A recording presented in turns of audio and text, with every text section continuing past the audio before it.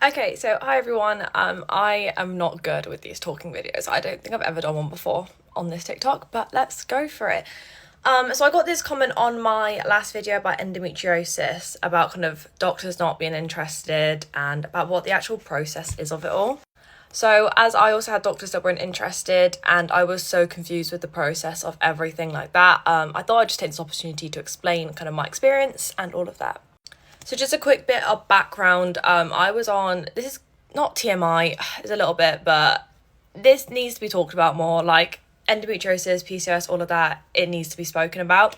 But I was on literally every type of birth control you could think of, like the implant, the patch, like 7 different pills for years.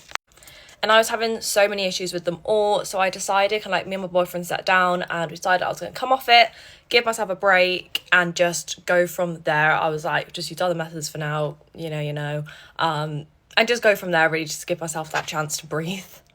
But after 6 months of coming off birth control, things just weren't normal. I just knew they weren't. There was like, I think I had like 2 periods and they were like horrific. Like literally words cannot describe.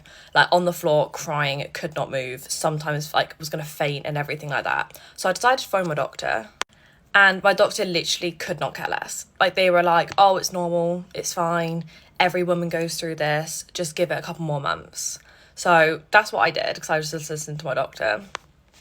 And then eventually I phoned again, I think like 9 or 10 months after I came off birth control, got myself an appointment, and even my in-person appointment, they just could not care less. Like they didn't listen to what I was saying. They were like, oh, it's normal, you just come off birth control, this happens to every woman. But I was like, no, I know something's not right.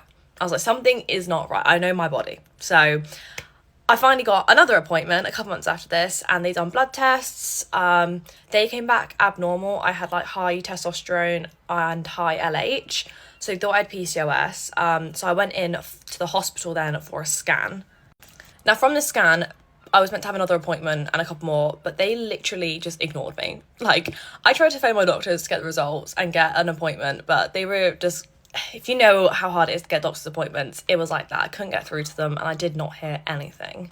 So at this point, I was also moving house, and I was moving like to a different city. So I decided I'm just going to wait, I'm going to move doctors, and I'm just going to give myself a bit of a break. So this process is really stressful. It's stressful as it is, but when doctors don't listen to you, it's definitely even worse. And similar to your next comment, you said about like you're scared now because of your fertility. That was one of the reasons why I then also decided to stop kind of going to the doctors, because I didn't want to find out at this point.